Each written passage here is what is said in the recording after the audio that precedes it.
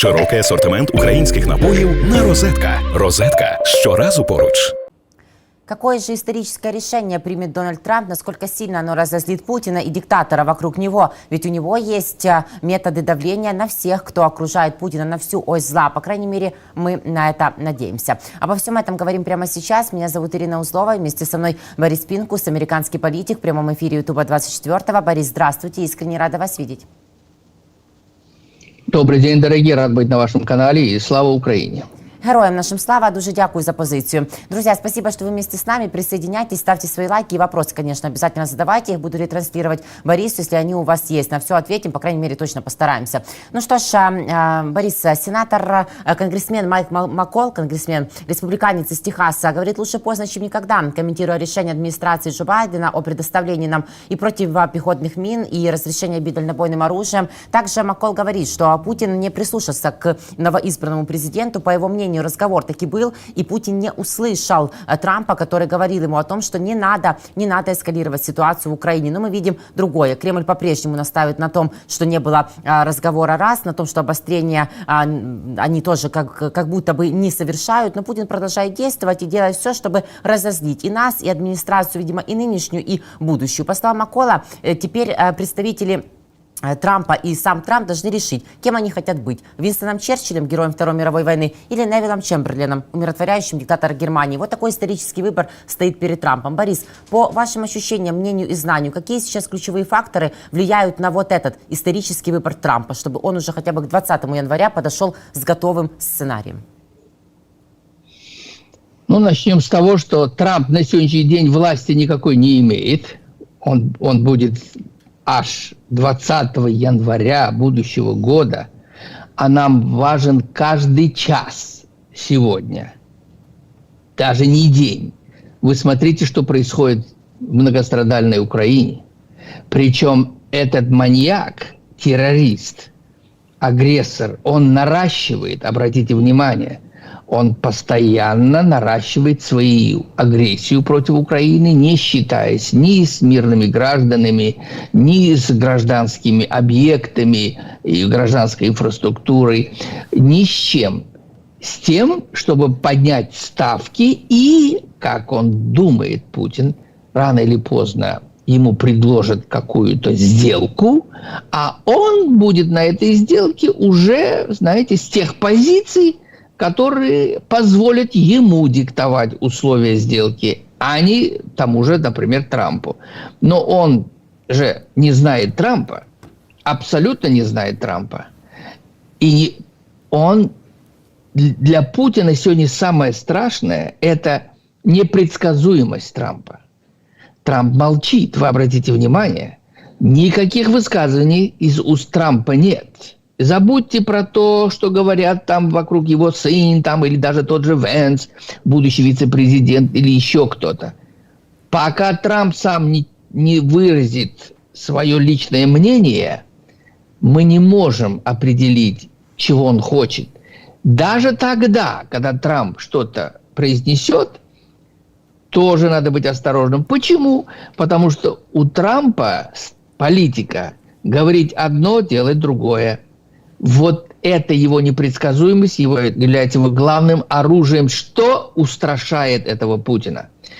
Поэтому он не случайно дважды подчеркнул, что он за демократов. Однажды он выразил поддержку Байдену, а буквально за несколько дней до выборов, до 5 ноября, он высказал поддержку Харрис. И это было правдой. Ему предсказуемость Байдена более комфортабельна. А предсказуемость Байдена основана на набившей оскомину условиях. Не эскалируйте, не провоцируйте, мы не собираемся с Россией воевать. Это то, что нужно было Путину. И поэтому он очень рассчитывал, что Харрис победит. И он добьет Америку тем, что он будет делать все, что он хочет в Украине, до тех пор, пока он не поработит всю Украину. Увы, не произошло это.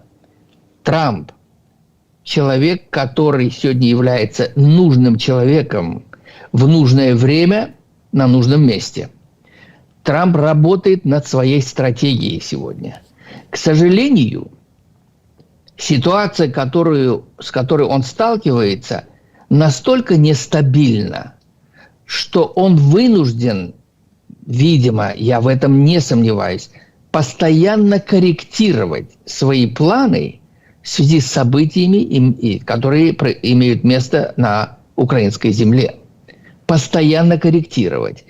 Но в то же время уже можно сегодня сказать, какую стратегию он планирует, Трамп, войдя в Белый дом. Причем стратегия его, самое главное, будет основана на том, что он произнес у нас на съезде нашей партии, когда мы его номинировали.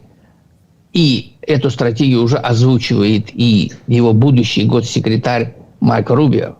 Стратегия гласит, Америка будет всегда стремиться к миру, но с демонстрацией силы. Америка всегда будет стремиться к миру и смотреть на этот мир сквозь призму наших вооруженных сил. Вот это стратегия Трампа. Поэтому он сегодня интереснейшим образом набирает людей в свою команду. С одной стороны, это ястребы в лице того же Марко Рубио, которого я напомнил. Это еще тот ястреб, именно Марко Рубио, как сын иммигрантов из Кубы, с той самой страны, которая является и по сей день вассалом той же России. Именно Марко Рубио ненавидит диктаторские режимы, и Путин один из них. И ему будет дозволено вести внешнюю политику. Второй – это вот Майк Волтс, советник по национальной безопасности. Именно он был и будет оставаться одним из главных советников, вернее, самый главный советник по национальной безопасности, который будет ориентировать Трампа на демонстрацию силы в тех случаях, когда это необходимо. И третий – это Пит Хексет, молодой, способный, образованный, прошедший войны и в Ираке, и в Афганистане, хоть и неопытный в вопросах внешней политики, но зато очень проукраинский, очень произраильский. И он взят на работу только для того, чтобы навести порядок в Пентагоне, чтобы помочь Трампу вышвырнуть тех, кто и представлял собой так называемый Deep State, которые годами саботировали то, что нужно делать при защите наших национальных интересов за пределами Америки. Это было еще в первую каденцию Трампа с 16 по 20 годы. Это с одной стороны, это я назвал ястребов, но он взял и пару голубей. Почему? Потому что у него должен быть довольно широкий спектр в арсенале тех, знаете, вот тех, реализации тех планов, которые он обязан просто как лидер крупнейшей экономики мира, как лидер страны с самыми мощными вооруженными силами, и уметь пользоваться там, где надо, силой, и там, где надо, рычагами экономики. Да-да-да. Вот для этого он взял к себе в команду очень известных людей. Это Илон Маск. Илон Маск, который и будет влиять на те страны, которые остро нуждаются в экономических связях с Америкой. Одной из таких стран является Китай. Это раз. А у Илона Маска большие инвестиции в эту страну. И второй человек – это Гарольд Лютник, назначенный министром торговли. Он с Уолл-стрита, один из миллиардеров, прекрасно знающий ситуацию тех странах, которые могут через экономические каналы, знаете, вот следовать за нашей страной, за Америкой и в политических вопросах. Этот лютник как раз-таки тоже имеет немало инвестиций в экономике Китая. Таким образом, я не случайно стал говорить о Китае. Если одним из оружий Трампа является ультиматум будет представлен тому же Путину, это одно из моих предположений. Каким образом?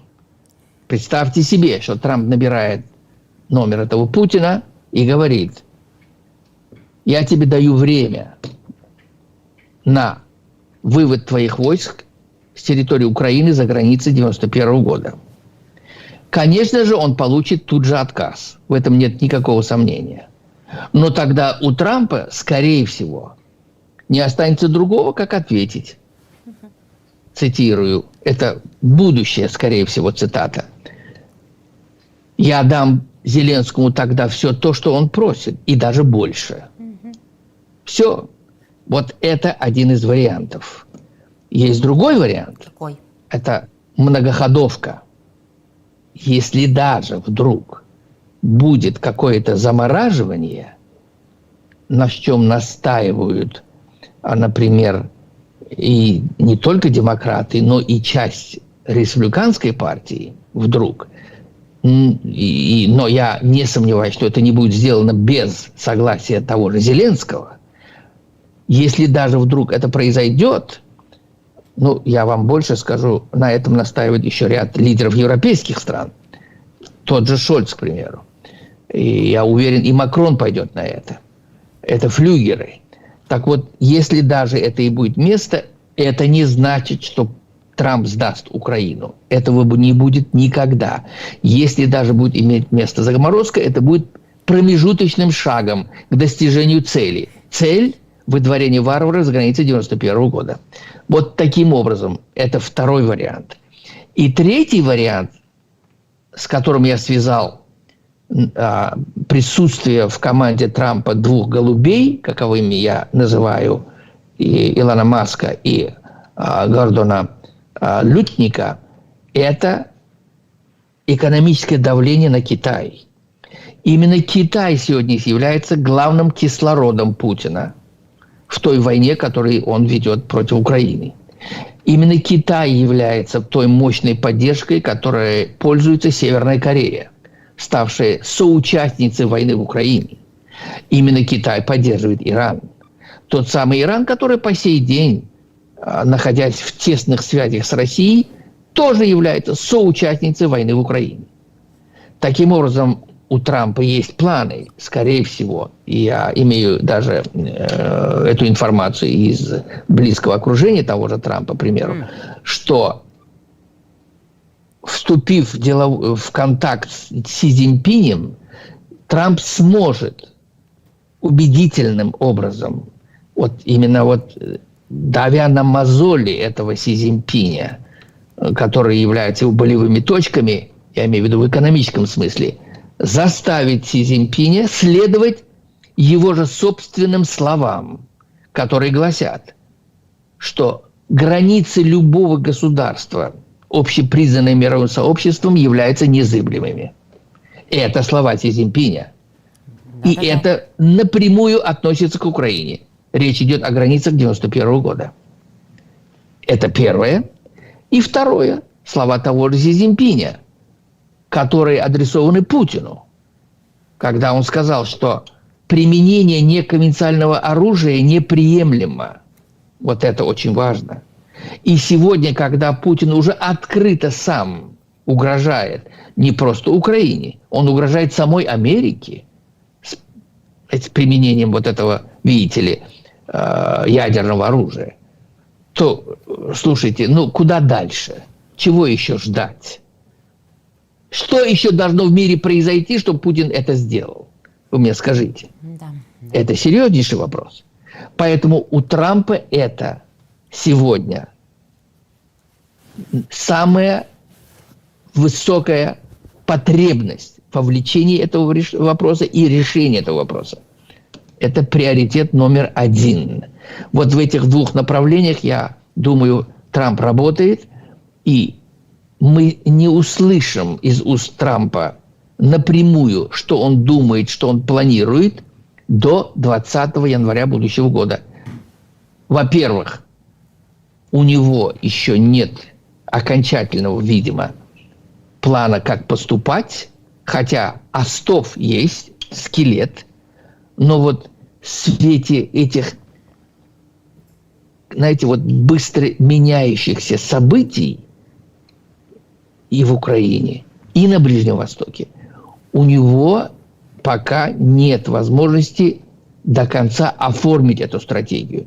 И она, несомненно, будет меняться каждый день, каждую минуту до 20 января. Торопятся диктаторы, прежде всего Путин, с тем, как я уже сказал, чтобы прийти когда-либо к мирным переговорам с тем же, допустим, Трампом, с высоких позиций, с высоких ставок. Торопится Трамп тоже. У него есть причины торопиться. Во-первых, он прекрасно знает, что происходит на многострадальной украинской земле. Его информируют, он следит за этим. Это раз. И во-вторых, у него времени мало. Это его, во-первых, последний срок, 4 года. И второе, очень многие его планы, решения, которые должны быть одобрены Конгрессом, могут быть эффективны или с большой вероятностью приняты Конгрессом только в период с 25 по 26 год. Это как раз то время, когда республиканцы будут иметь еще большинство в нижней и верхней палатах. А в 26 году у нас будут иметь место промежуточные выборы.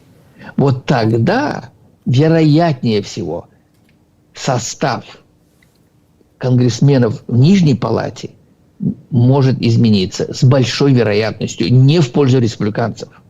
И вот тогда в оставшиеся 2 года у Трампа очень низка вероятность воплощения в жизнь тех предложений и решений, которые он будет принимать уже после 26 года. Поэтому Трамп торопится тоже.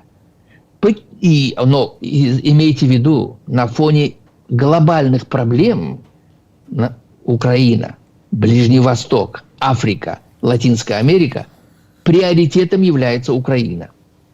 Это самое главное сегодня. Поэтому, с одной стороны, сила, демонстрация силы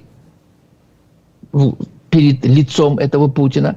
И второе, привлечение одного из, знаете, вот главных источников вот этой поддержки Путина, это Китай, привлечение Китая. Тем более у Трампа есть потрясающие возможности заставить Си Цзиньпиня принять именно стратегический план Трампа. Вот такая сегодня ситуация. Я не говорю о том, что происходит у нас внутри партии, конечно, и даже вот маленький вам пример. Я был очень рад, что антиукраинца, такого как Матта Гейтса, вышвырнули из Конгресса, его больше нет. Впереди утверждение остальных кандидатов в Сенате. Посмотрим.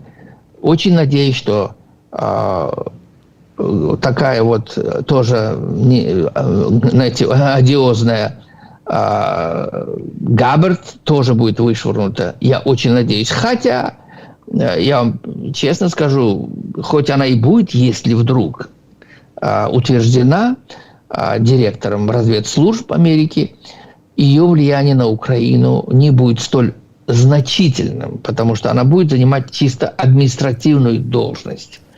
А доклады все-таки Трампа будут класть на стол директор ЦРУ с одной стороны, и с другой стороны у Трампа привычка работать непосредственно с председателями отдельных подразделений, а у Габбард будет их 17.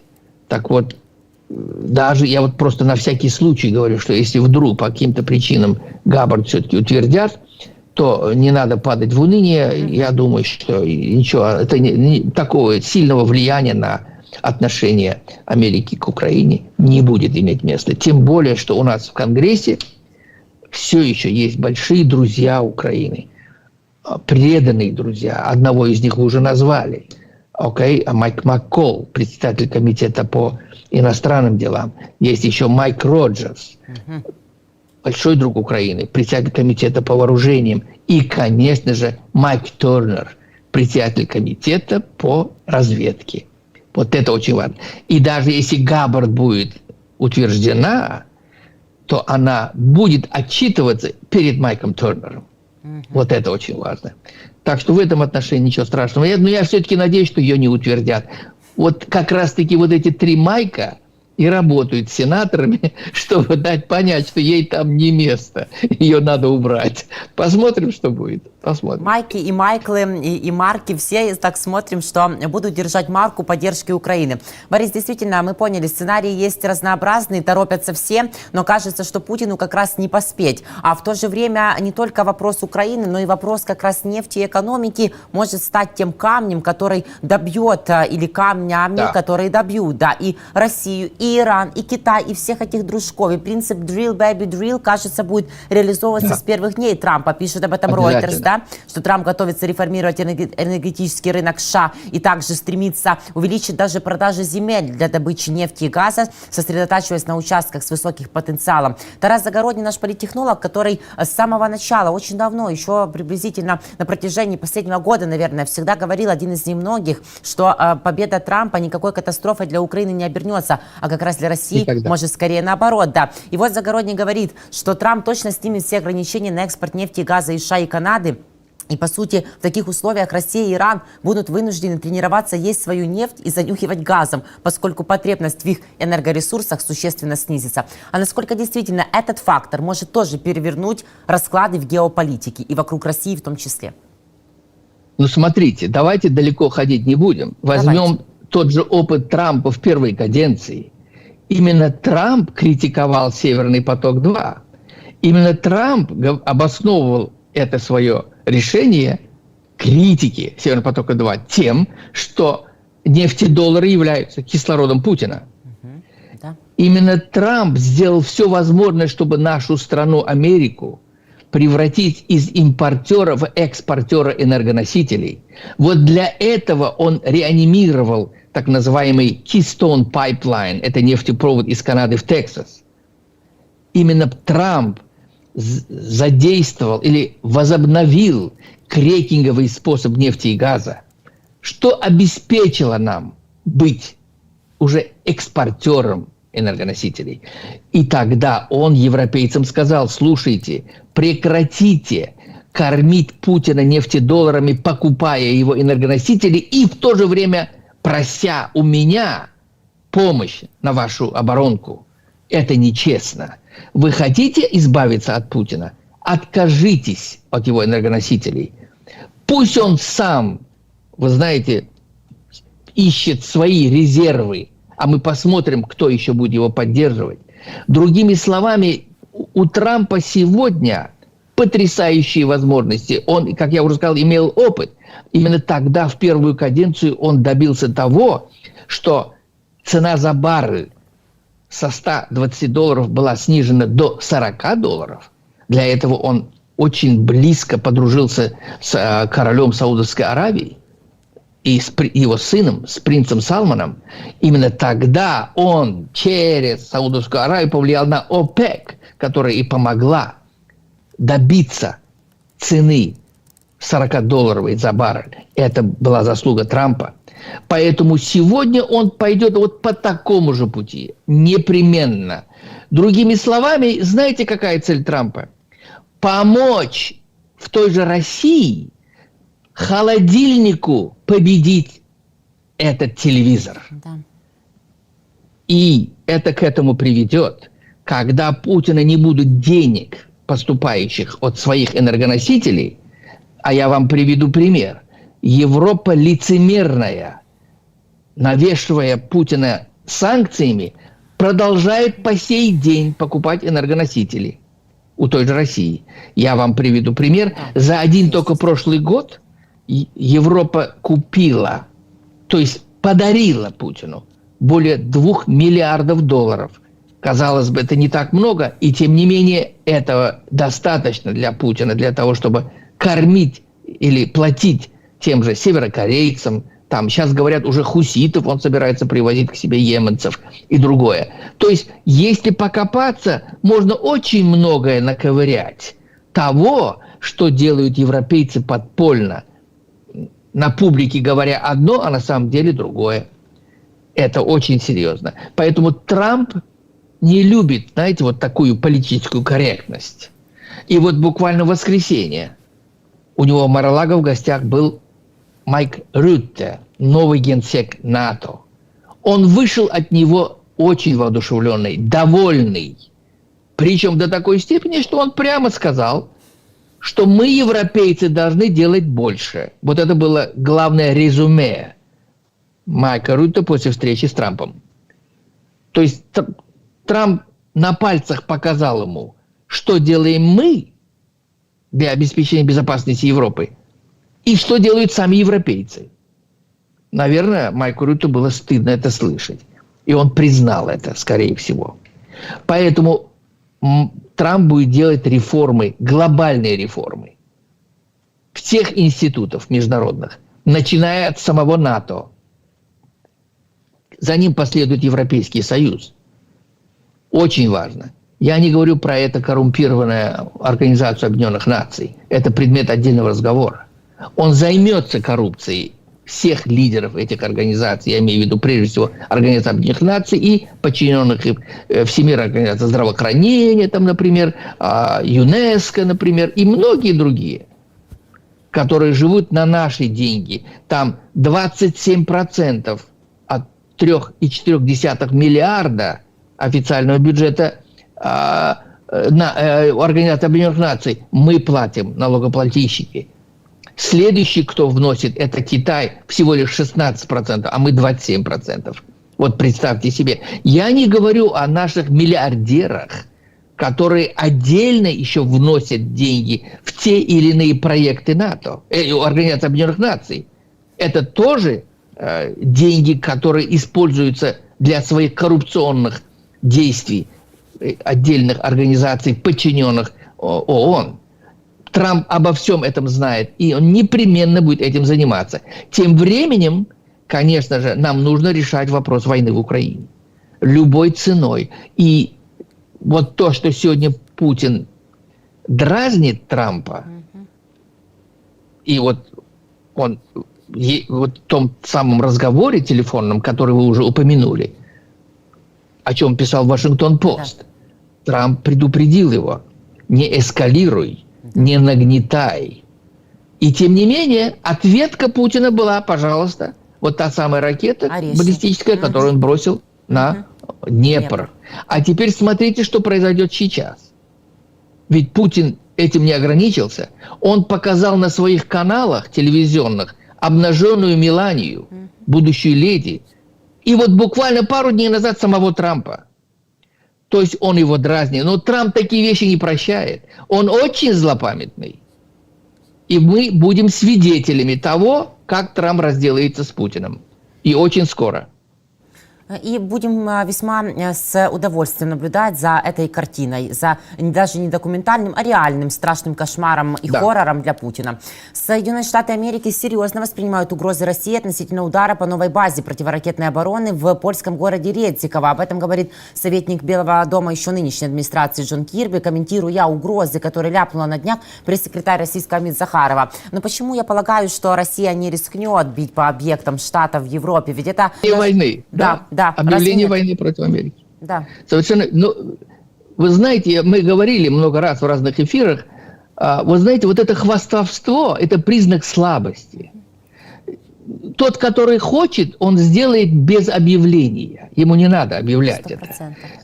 Это вот, знаете, вот это тот самый сумасшедший. Кричит: ой, держите меня, а то я его ударю.